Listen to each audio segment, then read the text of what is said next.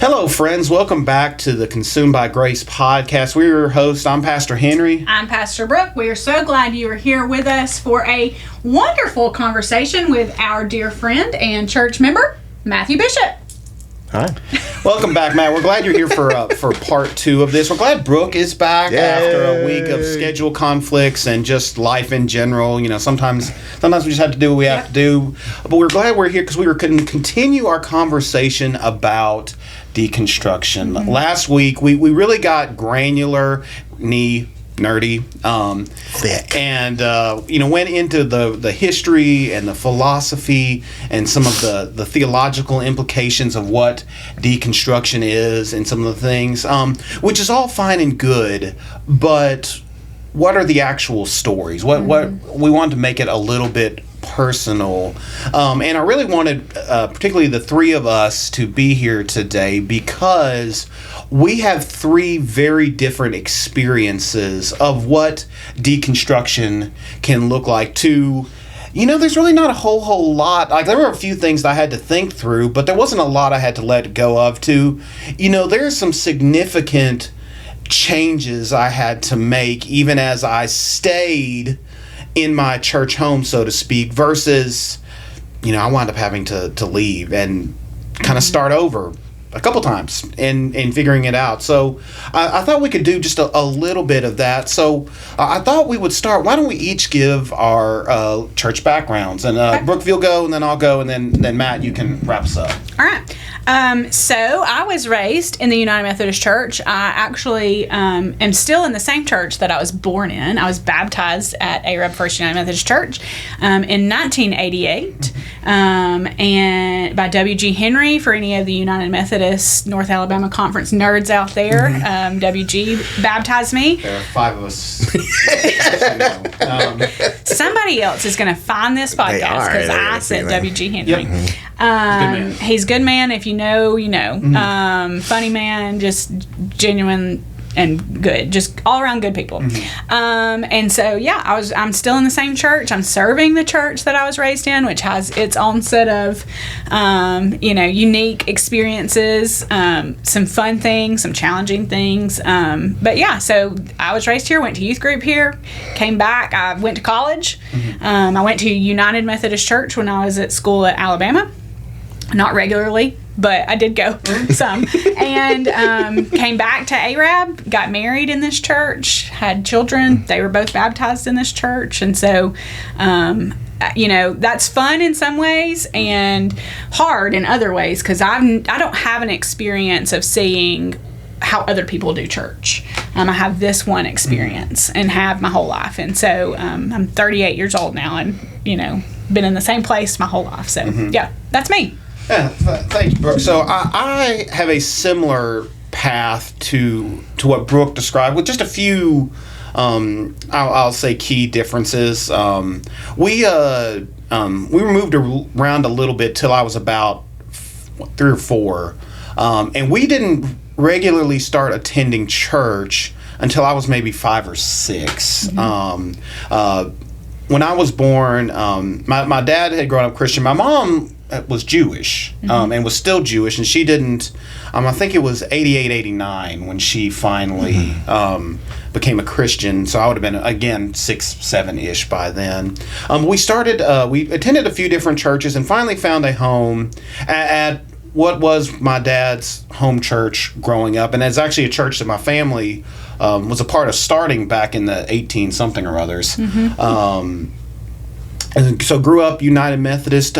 I would say that the difference between where Brooke grew up and where I grew up is my church was very entrenched in the conservative evangelical wing of the United Methodist conference here in North Alabama. In some cases, even a little bit Pentecostal leading. Like, I distinctly remember speaking in tongues moments in church, which, with some Methodists who get caught up in the frozen chosen thing, that just sounds wild. Went off to college also, went to Alabama. I paved the way for Brooke down in Tuscaloosa.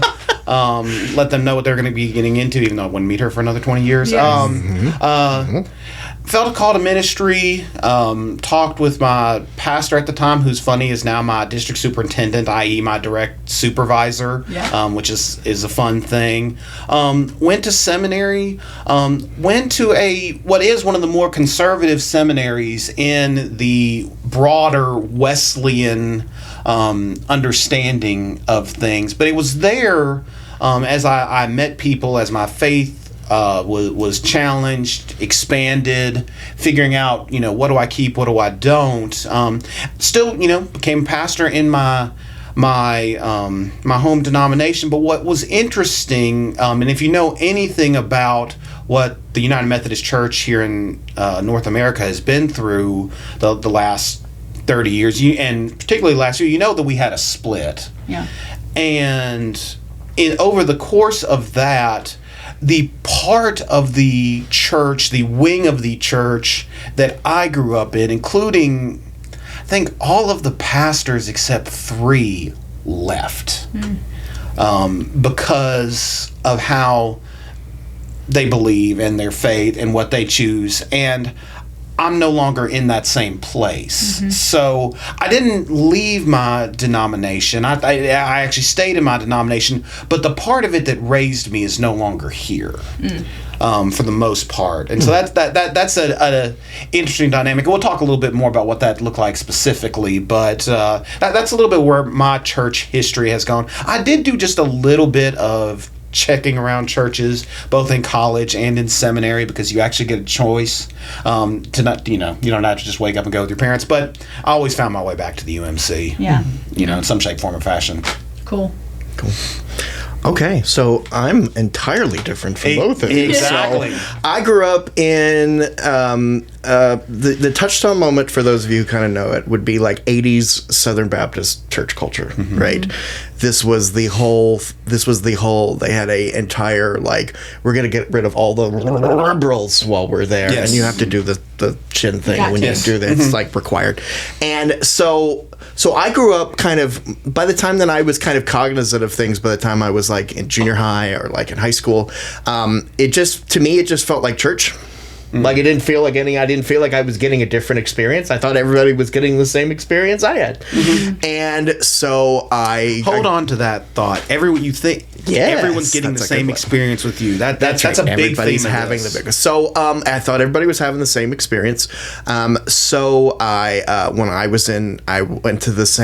graduated high school, I went to the same college in the same town that I graduated high school from.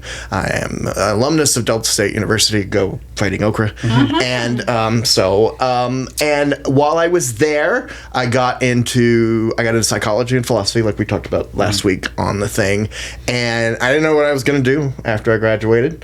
And so I started looking around for something to do. My church was always exceedingly helpful in giving me roles and giving me stuff to do, including letting me preach at services. And I did that while I was there too, as an extremely young and dumb individual. I was doing that pretty regularly. And so I figured, maybe this is something that I can kind of lean into. Let's just see how this kind of goes. And I started to look for a place to go.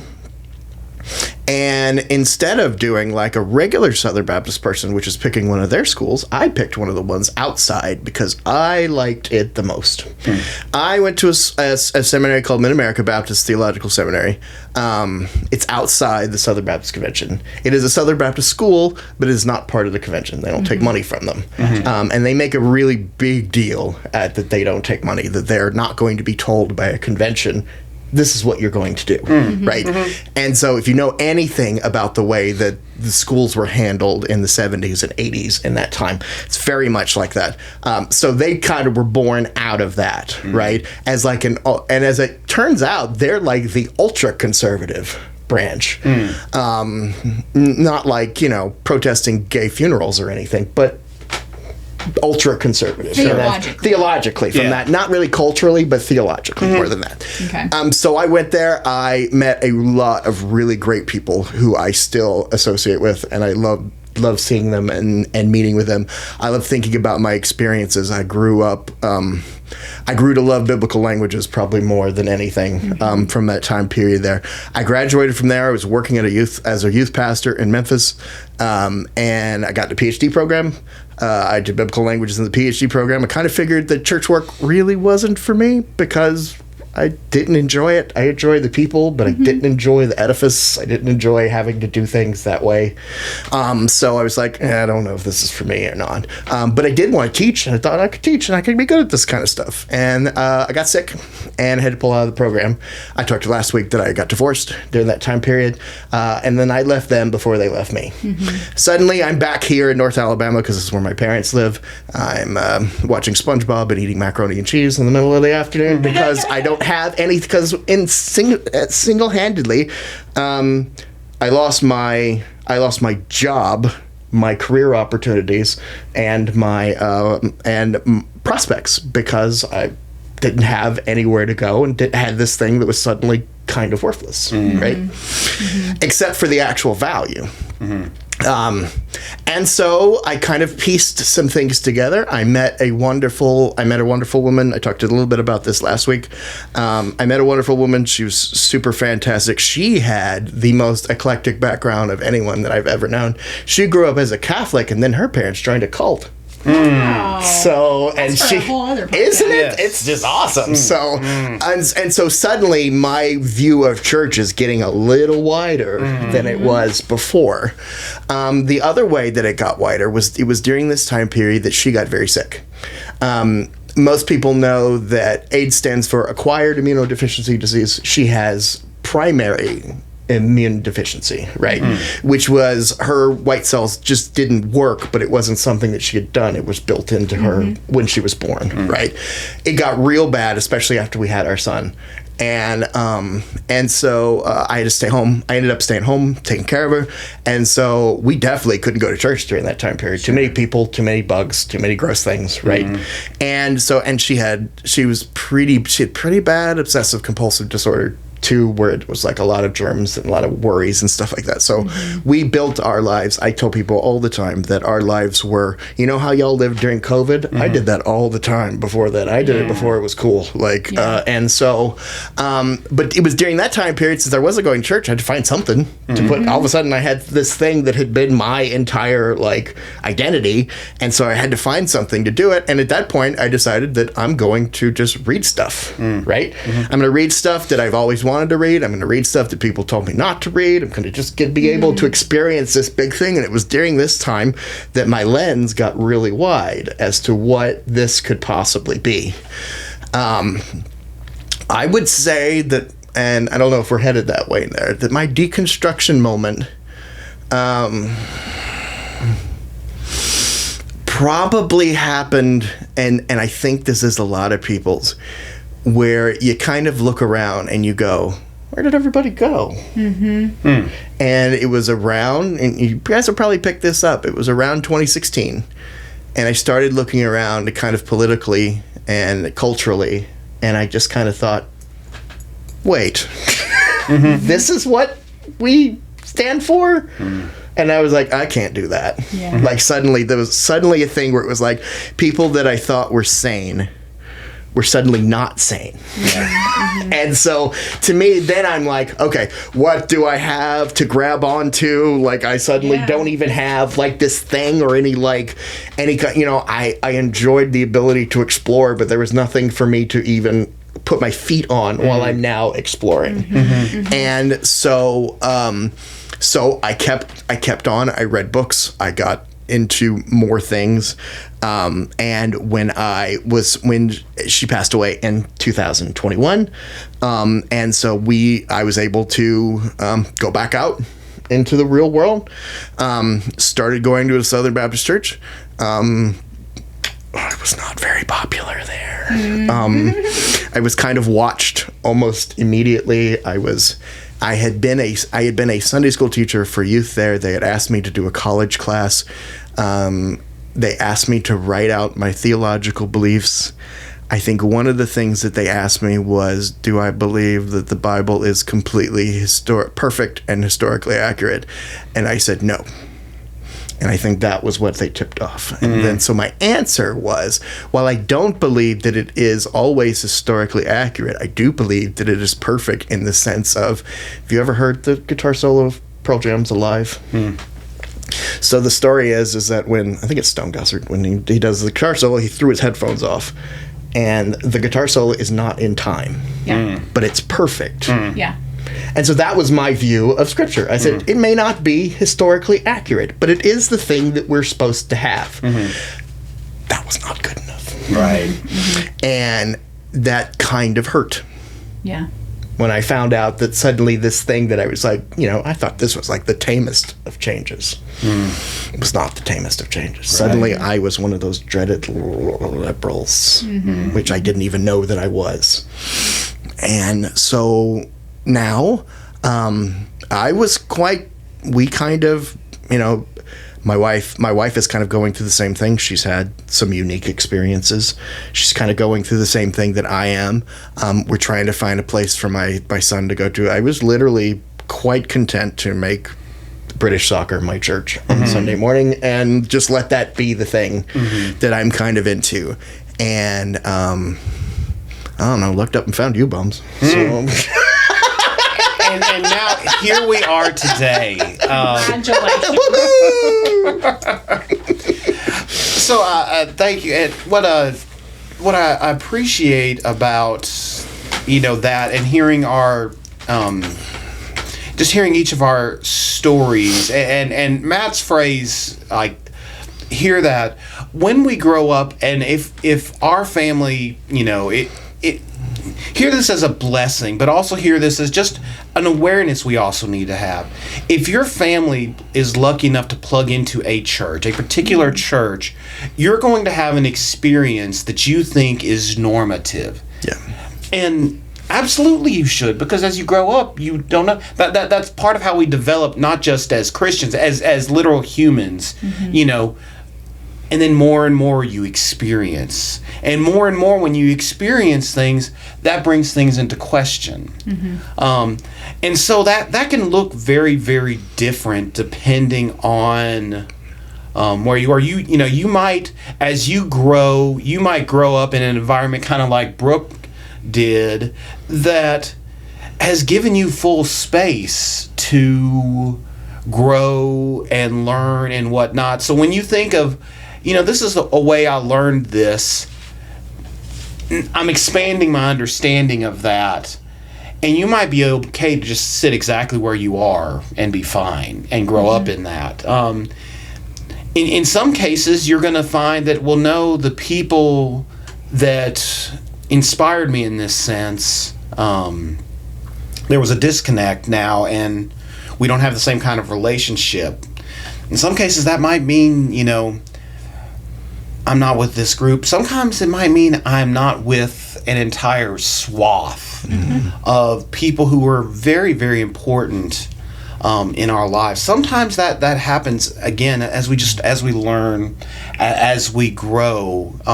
Your experience can look a little bit different, but I would dare say you're probably somewhere on the spectrum between the three of us. Yeah. So I hope you hear me saying, whatever you're going through, maybe if you've got the space for it and it doesn't feel that bad, but there's a good chance some of you've gone through this and man, it hurts and it's painful. I wish I could tell you that, you're so special and only bad thing. No, like, no, that this is part of the human experience. It's part of our faith experience. And sometimes with the way the particular church we grew up around us, it just makes it hard and it makes it painful. Yeah. And I think too, and y'all may have touched on this last week. I'm sorry I haven't gone back and listened to it to know, but which I'm sad about, because I was really hoping we would get an eye roll count that we could don't share. worry, it's coming. 122 so far. But what I was going to say was, when we hear the word deconstruction, it's real easy for us to be like, no. You know what I mean? Like, clutch your pearls. Sure. Be like, that's a dirty word. We cannot say that in the church. Sure. And I want to read.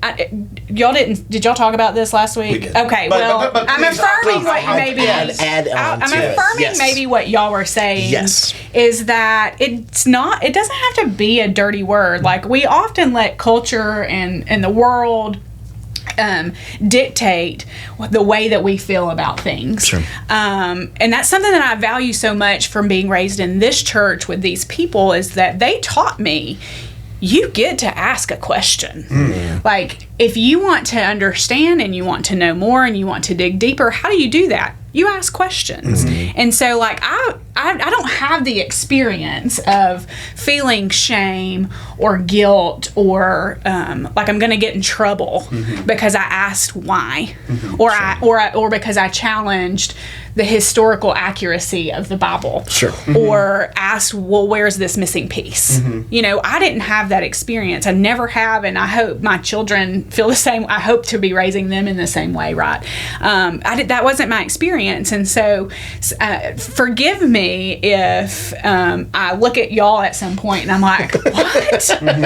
Like, this happens? Yes. And I know I'm not that naive, and I know that it does, but that's not my experience. And so I just wanted to reiterate, like, when we say deconstruction, we don't mean we're throwing out the Bible and don't believe anything about anything we knew or experienced in our life. It just means that, like, our experiences in life have sort of reshaped or allowed us to ask questions. There are things that I was taught as a toddler that I still believe are true today, right? But there are some things that I have grown in over time. There are some things that I have, had to wrestle with, right? Y'all know I love the word, like, wrestling with the Bible or wrestling with XYZ.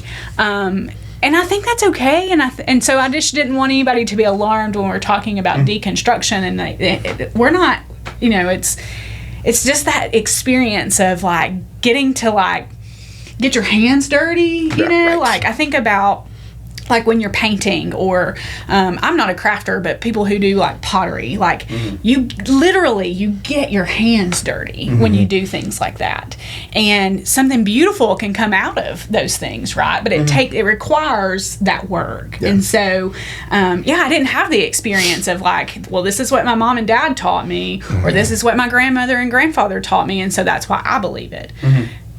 Is that fair? Yes, you can do that, but I want you to figure it out for yourself, too. Like, yes, my mom taught me this. Why did she teach me this? I'm going to wrestle with why I believe the same thing that she believes. There are some things that we disagree on, and that's okay, too. But yeah, I'm glad y'all talked about that last week. Yeah. That's a good thing to reiterate, because it is important. At least in my opinion, I think deconstruction could just be the exact same thing as faith development. Sure. Now, for some people, again, it is a dirty word, because they've seen people who have left the church, who have left God. But I tell you, one of the things that I have found interesting over the years is, even as people have left the church, have left their belief in God because they say they quote unquote deconstructed, they learn things, however you want to talk about that process, their picture of God didn't actually change. They just decided they couldn't live with it and they left it, but it's still the same. And one of my favorite things, I think Peter Enns said this in Curveball. Y'all know the man crush that Matt and I both have on Peter Enns. I have a crush on him too. He talks about learning, and as he has these different things, and he calls these experiences curveballs. What changed for him was his fully understanding of, well, this is the picture I had of God till I went through this.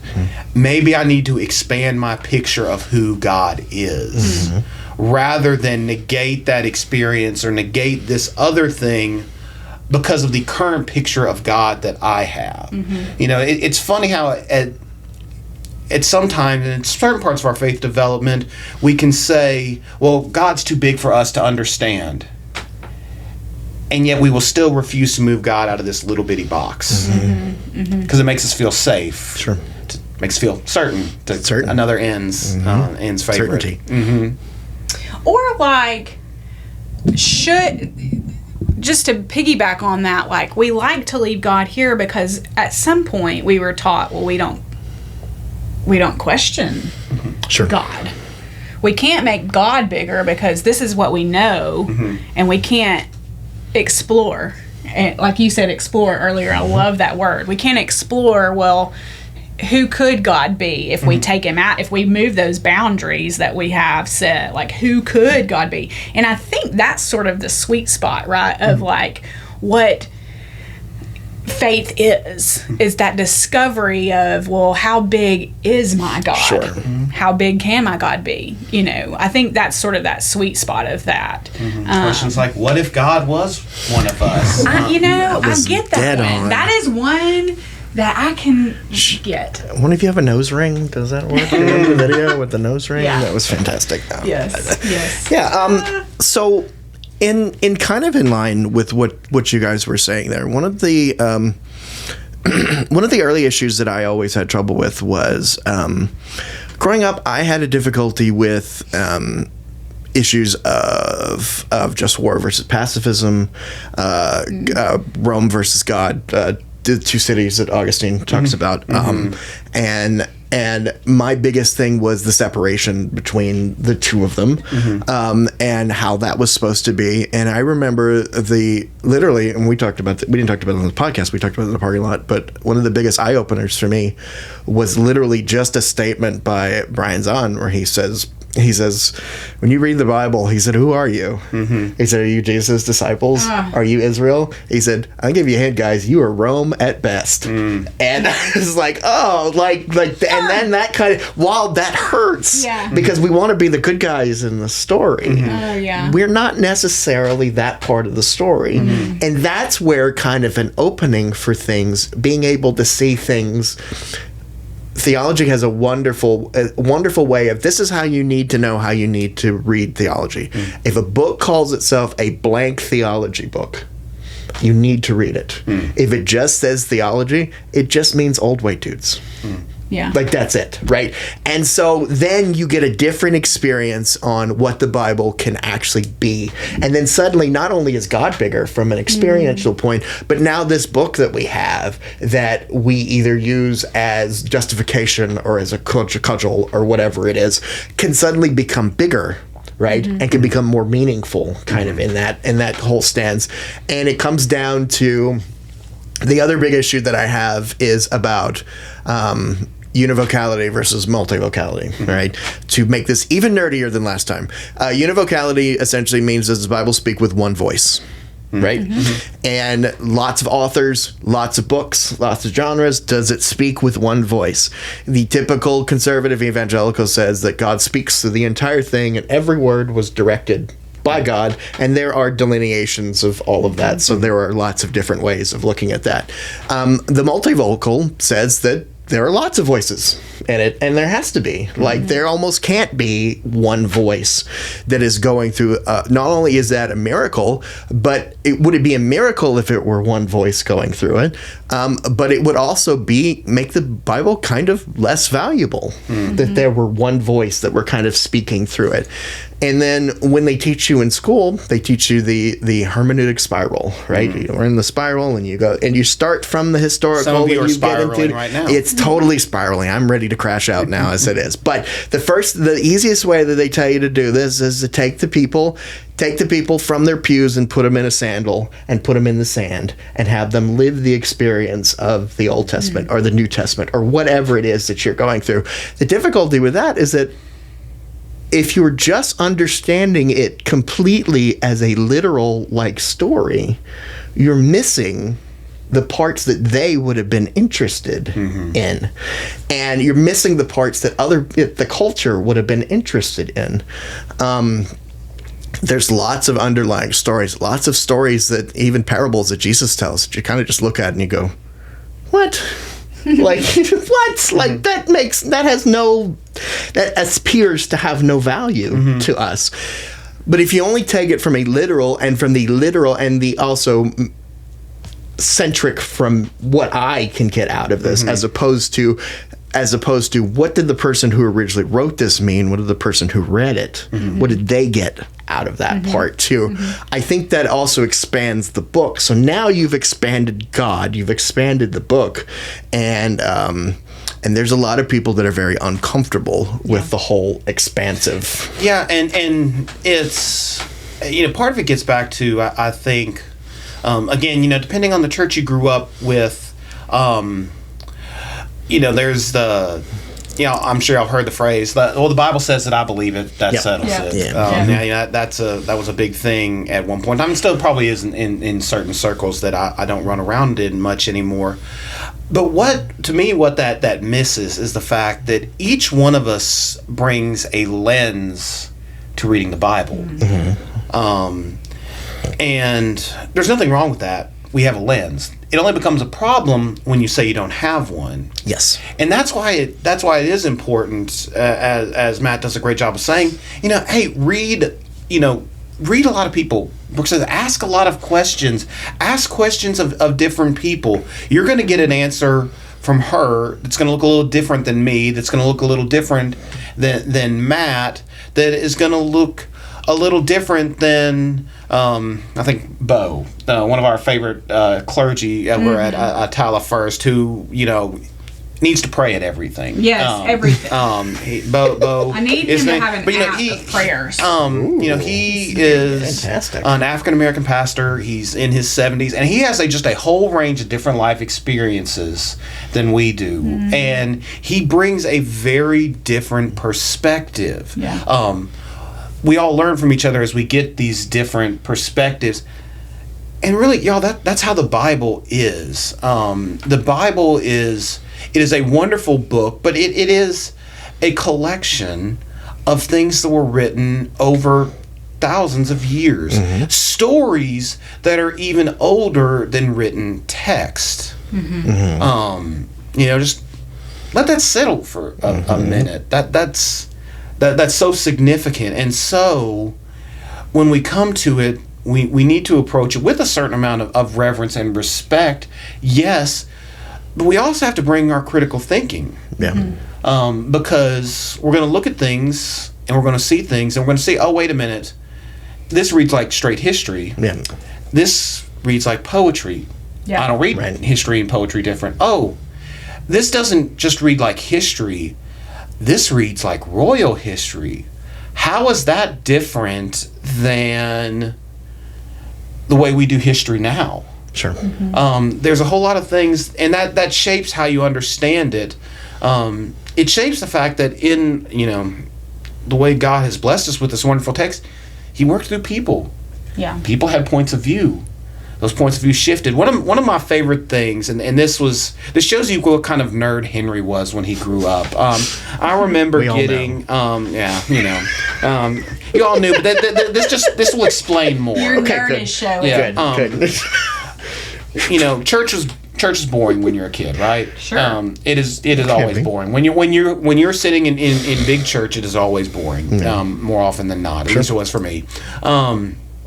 But I had the coolest Bible in the world.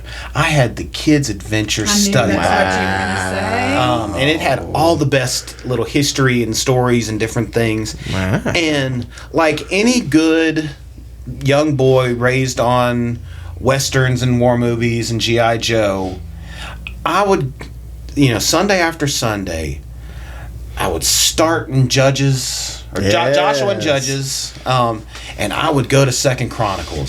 Yes. Because that's where all the war stories are. That's where all the battles are. That's yes. right.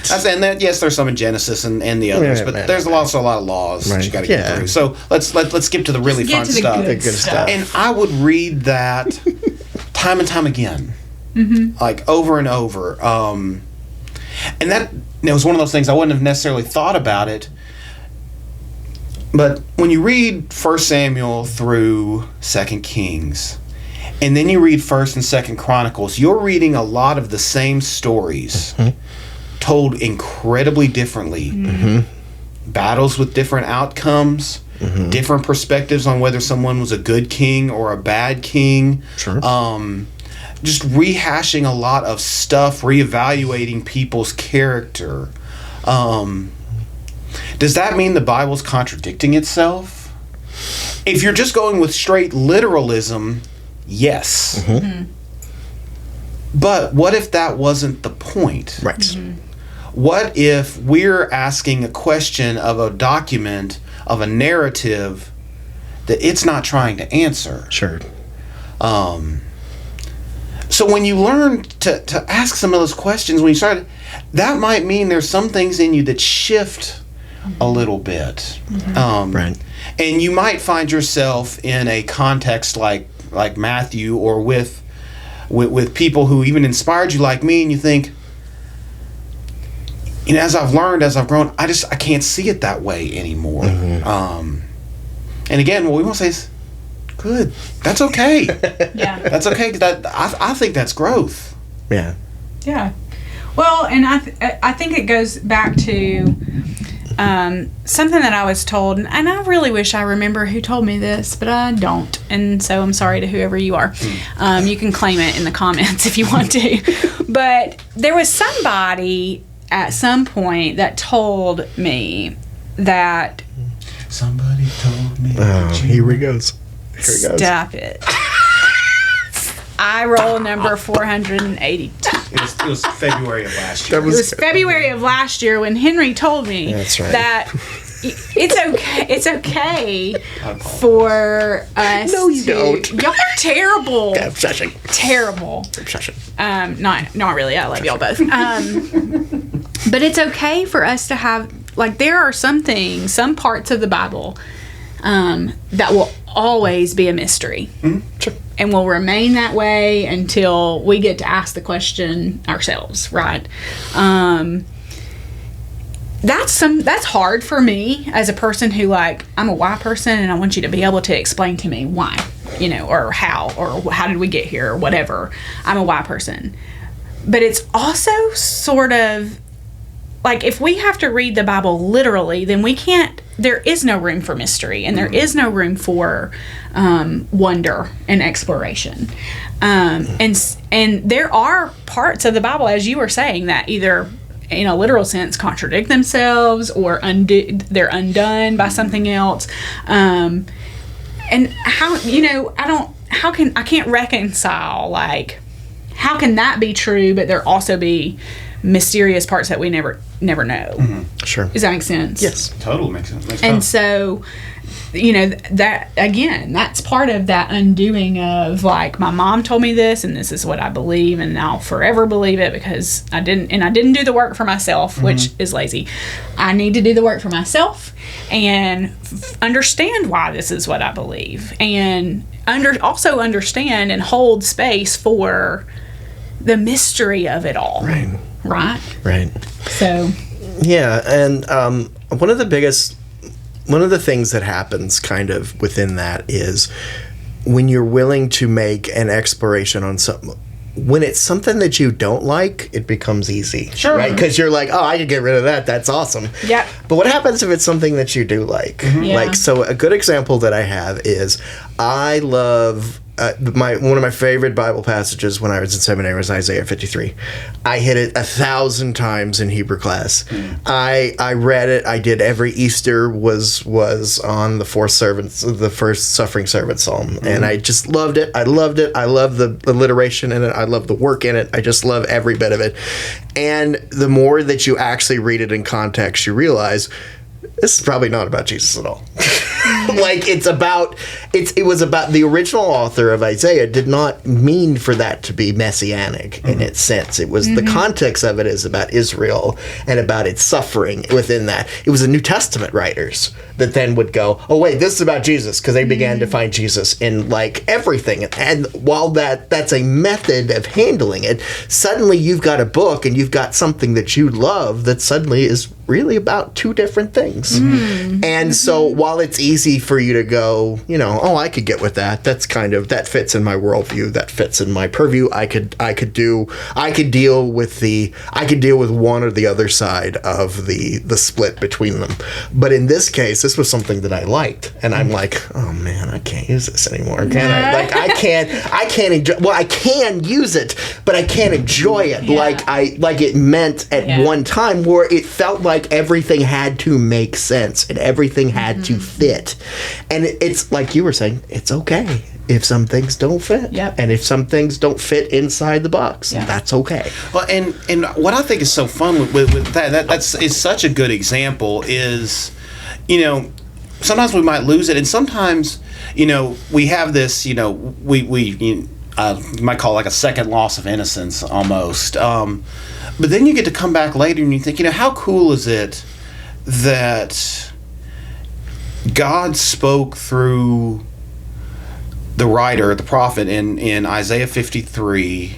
We'll get, if you really want to go nerd, we could talk about the whole book of Isaiah. That'd be a great nerd episode. Depends on which author. That is a whole thing. Yeah. And that gave hope to post-exilic Israel, post-exilic Judah coming home, that then Jesus was taking up and see, here was this word, this is what you thought. I mean, let me expand that just a little bit.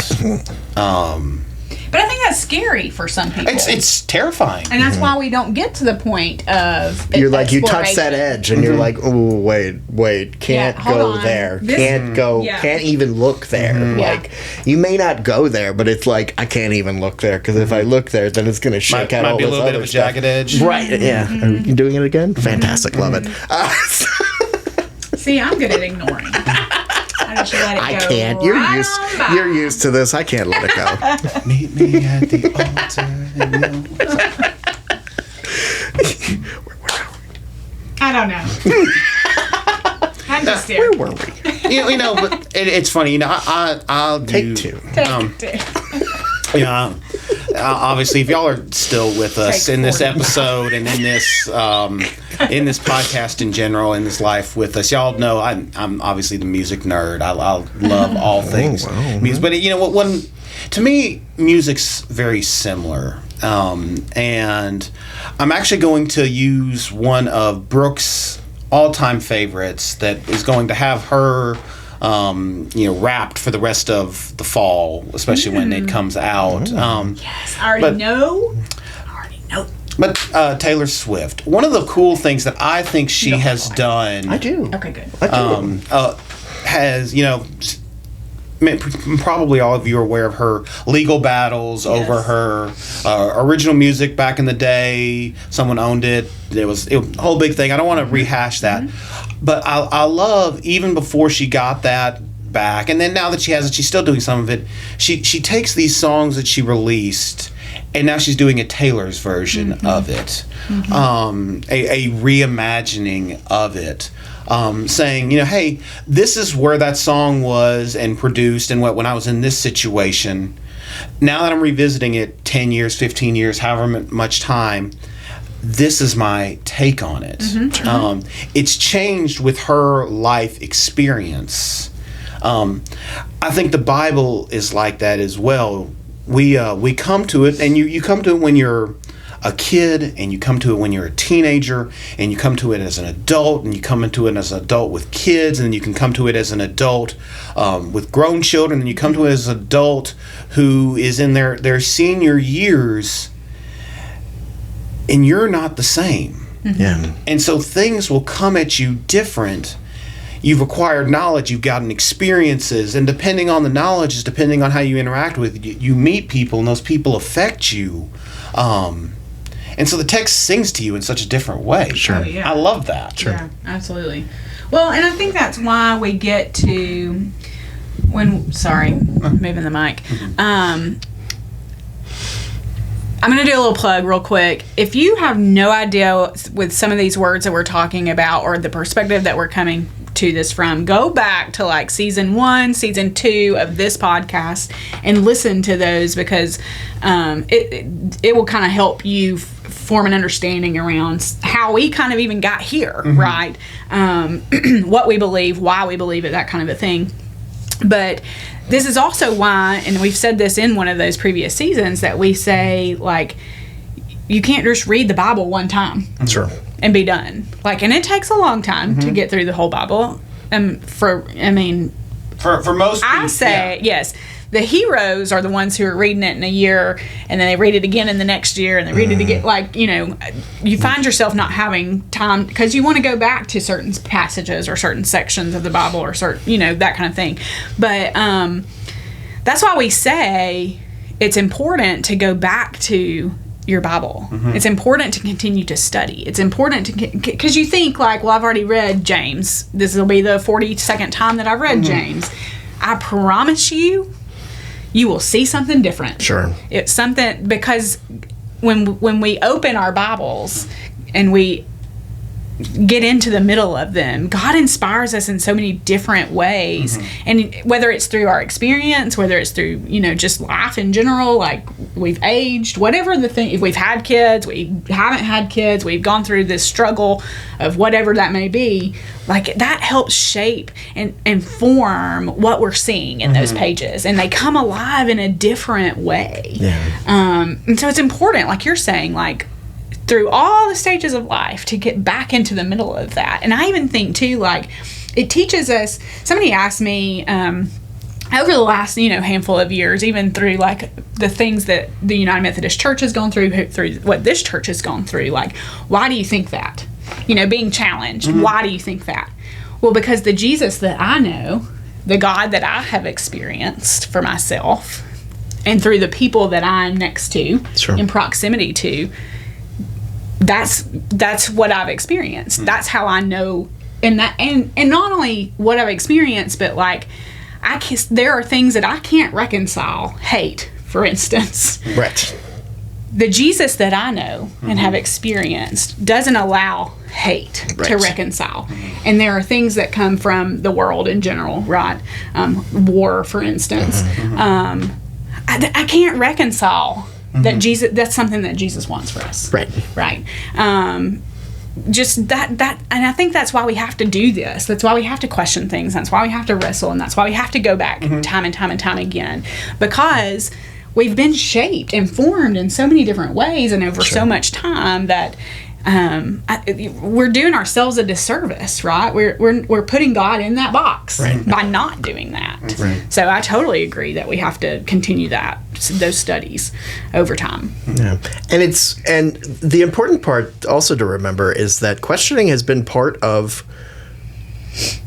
It's not part of the big overall religious faith. We live in a Christian history that has had, you know, a lot of authority placed in a structure, right? And that's the way that it has been. However, its thinkers and its writers have not been afraid to go, okay, we're going to do this. We're going to think about these things. If you read Augustine's Confessions, there are literally like 1,900 questions in the book. Like, it's like an insane amount of just questions. And then there are some places where there's a question and there's an answer, and there's a question and there's an answer, and then there's a question, and then we're moving on to something else. Because there's not an answer. And even for Augustine, who was, you know, pretty sharp dude. Like, and in the same, I tell people this to people who have trouble with the goodness of God. If you read Aquinas' Summa, and in Aquinas' Summa, he says at the very beginning, he says, I'm going to attempt to logically do this, to systematically, logically think these things out. However, there are two factors that would throw all this off, and one is if this is all made up, and two is if God's not good, or the problem of evil, right? And if God's not good, and he says throws all that off, and he says no matter. And so these have been like even though the winners have been the ones to say no, nobody ever thought that way before. this is the process, and these are the things. And so what's going on with deconstruction is actually natural. We just have a cool word for it. Yeah. Like, and oftentimes there's the attempt to kind of demonize that whole thing. Deconstruction gets thrown in as the scary monster, the reason why the church is failing, the reason why millennials and Gen Z stop going, the reason why all of these things, and I always say that Mark Driscoll's answer, who, by the way, and aside for all of you, Mark Driscoll is literally, remember those 3 kids from Nightmare Before Christmas? Like the one with the mask? He's literally those 3 kids in a trench coat at this point. Like, and he said this, he says, Christians who deconstruct are just somebody who got told no. And I'm like, wow. Like, one, you're the worst figure to give that up for, and 2, like, that is completely and utterly taking any type of intellectualizing out of it, any kind of experience out of it, literally just throwing you back in a, this is what the Bible says because I said so kind of thing. It's a narrative. Yes. Right, that fits. It does. It fits politically, it fits culturally, it fits a lot of places. Yeah. And I'm glad you kind of got us back around to this, Matt, because in a lot of ways, yes, deconstruction is dangerous to Christians and churches who have to have certainty, who know they are right and you are not allowed to question that, who don't make room for science and logic and thinking and breathing and people to be people. Yeah. So yes, in that sense, it is going to be very dangerous. It's going to cause trouble, but dare I say, as John Lewis, sometimes we have to cause good trouble. Because that good trouble leads us into places where we meet God in ways we did not expect. Yeah, totally. I'm going to name this episode "Good Trouble." Yes. I like it. Woo. That's really fun. That's gosh. So it kind of feels like we're landing the plane here. I guess that this will. I said I didn't know if this was going to be 2 or 3. I felt like this is probably going to wrap us up unless we come up with a fun idea after we sign off. But just hear all of us say, if you're wrestling, if someone has said, well, you're in that deconstruction, you need to be careful, hear us say, you're in a good place. You're in a good company. May not be easy, but this can be a way to lead you to a more authentic, better understanding, and yet looser holding picture of who God is. Right now, I'm listening to Brian Zahn's Beauty Will Save the World. Cool. And one of the things he talks about that we've done here in the West, particularly post-Enlightenment and everything, is and post-Reformation, is we focus so much on pragmatism that we let ourselves miss beauty. And Brooke was really talking about that so well. With beauty and mystery so often go hand in hand. In deconstruction, in letting go of holding things so tightly, enables us to see things that are beautiful, mysterious, and can be so freeing. So you're in a good place, y'all. Yeah, and I would say not only are you in a good place, but you're in a safe place. Yeah. As much as the word deconstruction gets a bad rap, or sort of a no, that's a no. You can't. If you deconstruct, you're not a Christian anymore. Sorry, that was my 800th eye roll for today. That's that one. That one's so not even. That's not even close to the truth, right? Like, and there's going to be somebody there. You're going to get pushback. Have y'all received pushback from? No, it has been great and supportive. Everyone always. is so excited about that, right? But just know that at least in 3 people in the world sitting here, that with three totally different experiences, right? Like totally different backgrounds, upbringings, experiences in itself. You were in a safe place, and I would challenge you to think that it's more dangerous not to. Yeah. And there's such beauty on the other side, and I say the other side. I don't know that there is another side, but it doesn't look like where you came from, right? Like, that's true. It's an entirely different, it's like going from land to water. You know what I mean? Like, it's an entirely different landscape. And is that scary? Of course.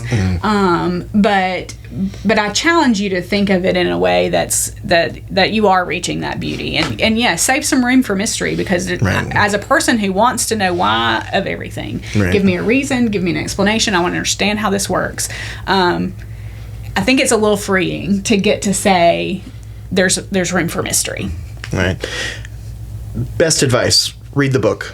Yeah. Trust the friend. Trust somebody that you know with your ideas. Let them share in that experience too. There's nothing. The thing that people who deconstruct talked about the most, and I know that Rachel Howell Evans talked about this in Searching for Sunday, is that she lost community. Yeah. And then she didn't know what to do with her community from when she was a child. Like, what do I do with the positive parts of the community? Yes. Build your community. Like, find your people. Build your community. Do that part of the work, and that is essentially what's going to kind of cement this and make this into as much as the experience will look different as it was before, it'll feel like home. If we're ready to do the work for it. So, and Brooke, just so you don't feel too left out, we did talk about Find Your People last week. Yes. Find your people. Is that is the one song reference I make regularly that brings her genuine joy. So if you don't know it, go find it. Okay. Drew Holcomb and the Neighbors, Ellie Holcomb, they're two of my faves. Got to go find. Yeah. So so this is your week 2 commercial. Go look up the Holcombs. Find your people. But no, I think that probably is the good thought to end on. Is this is a safe place to be. Yeah. You need to find safe people to go through it with. Yeah. Sometimes that means you're going to have to change friends, to change churches. But y'all, the world is so much bigger than we often realize, and yet can also be really, really small. Your people are near you. Yeah. Whether that's at a coffee shop or reaching out through a Facebook message or something like that, your people will be there for you. You just might have to find them. Yeah. If you're listening to this, if you've made it far, there's a pretty good chance that you're our people. Yeah. Anytime you can reach out, we are not very hard to find. As a matter of fact, Brooke, where can they find us? You can find us everywhere you can find podcasts, including YouTube. You can see our faces if you want to. You can see all of the eye rolls that I have counted for today on YouTube. So yeah, find us in all the places. Find us on social media. We're Consumed by Grace at Arab First United Methodist Church.